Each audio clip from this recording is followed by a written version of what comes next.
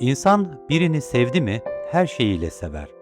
Olmasını istediği gibi değil, sadece olduğu gibi.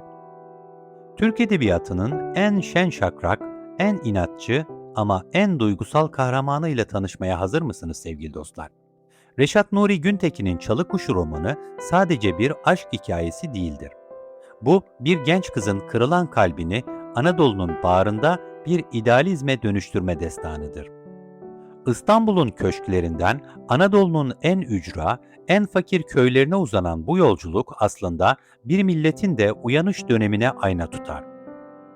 Bugün çalı kuşu Feride ile birlikte ağaç dallarında koşturacak, bir ihanetin gölgesinde yollara düşecek ve bir öğretmenin cehalete karşı verdiği onurlu savaşı izleyeceğiz. Bu video, gururun aşkla, hüznünse neşeyle olan eşsiz dansının hikayesidir. Hazırsanız Feride'nin o meşhur hatıra defterini açıyor ve ilk sayfayı okumaya başlıyoruz.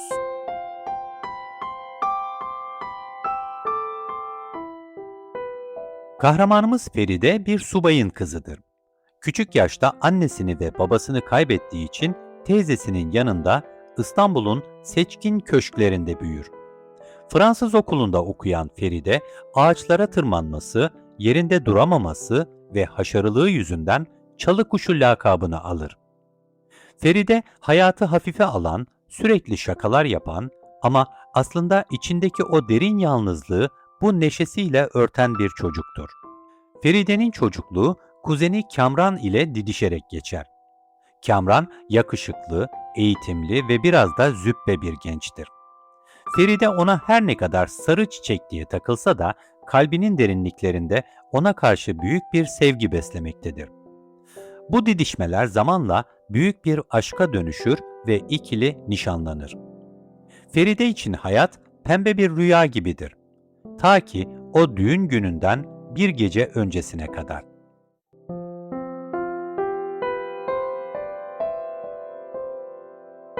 Düğünlerine kısa bir süre kala gizemli bir kadın Feride'ye bir mektup getirir.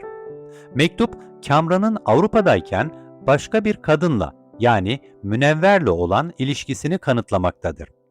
Feride'nin dünyası başına yıkılır. O güne kadar neşeyle bakan gözleri ilk kez ihanetin soğukluğuyla tanışır. Gururu aşkından çok daha büyüktür. Feride kimseye haber vermeden köşkten kaçar. Bir mektup bırakır ve öğretmenlik yapmak üzere Anadolu'ya gitmeye karar verir. Bu kaçış Feride'nin sadece Kamran'dan değil, çocukluğundan ve İstanbul'un yapay konforundan da kaçıştır. Artık o neşeli bir genç kız değil, kendi ayakları üzerinde durmak zorunda olan yaralı bir kadındır.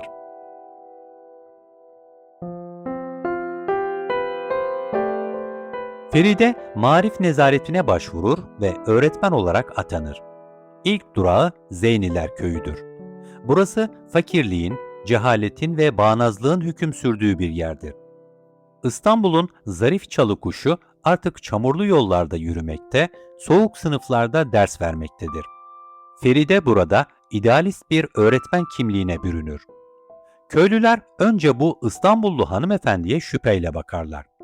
Ancak Feride'nin çocuk sevgisi, sabrı ve dürüstlüğü tüm kapıları açar. Orada küçük Munise'yi evlat edinir. Munise, Feride'nin bu dünyadaki tek tesellisi olur.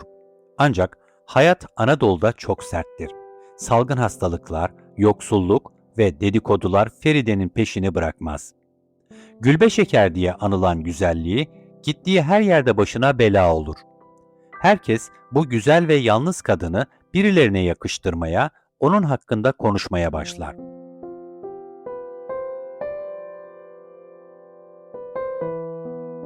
Feride, güzelliği yüzünden sürekli yer değiştirmek zorunda kalır. Zeynilerden başka bir kasabaya, oradan da Kuşadası'na sürüklenir. Gittiği her yerde başarılı bir öğretmen olur, halkın sevgisini kazanır ama erkeklerin dünyasında tek başına ayakta kalmaya çalışan bir kadın olmanın bedelini ağır öder. İftiralar atılır, adı kötüye çıkarılmaya çalışılır. Bu süreçte en büyük acısıysa evlatlığı Munise'nin ölümü olur. Munise'nin ölümüyle Feride, dünyadaki son bağının da koptuğunu hisseder. Tam bu sırada karşısına yaşlı, bilge bir doktor olan Hayrullah Bey çıkar. Hayrullah Bey Feride'yi kızı gibi korur. Feride'nin adını dedikodulardan kurtarmak için onunla kağıt üzerinde bir evlilik yapar. Bu aslında bir babanın kızını koruma kalkanıdır.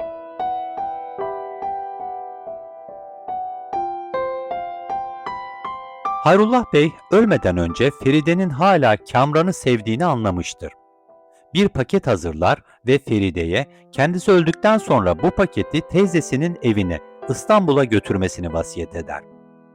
Paket içinde Feride'nin yıllardır tuttuğu hatıra defteri ve Hayrullah Bey'in Kamran'a yazdığı bir mektup vardır. Feride yıllar sonra büyük bir korku ve hüzünle İstanbul'a döner. Köşke adım attığında her şey değişmiştir. Kamran evlenmiş, karısı ölmüş ve o da mutsuz bir adam haline gelmiştir. Feride paketi teslim edip hemen gitmek niyetindedir ancak Hayrullah Bey'in kurduğu o dahiyane plan işlemeye başlar. Kamran, Feride'nin günlüğünü okur.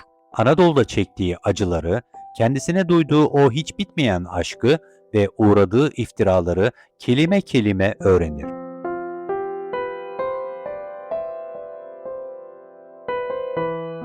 Kamran, Feride'nin bir kez daha kaçmasına izin vermez.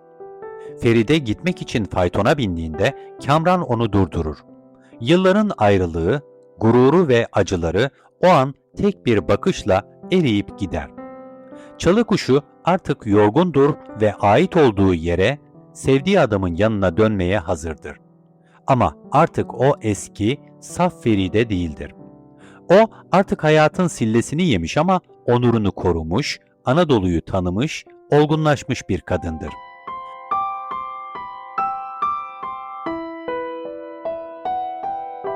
Çalı Kuşu, Türk Edebiyatı'nda kadın özgürlüğü ve Anadolu aydınlanması adına atılmış en zarif adımdır sevgili dostlar. Reşat Nuri Güntekin, Feride üzerinden bize şunu anlatır. Bir kadın ne kadar büyük bir acı yaşarsa yaşasın, çalışarak ve faydalı bir insan olarak ayakta kalabilir.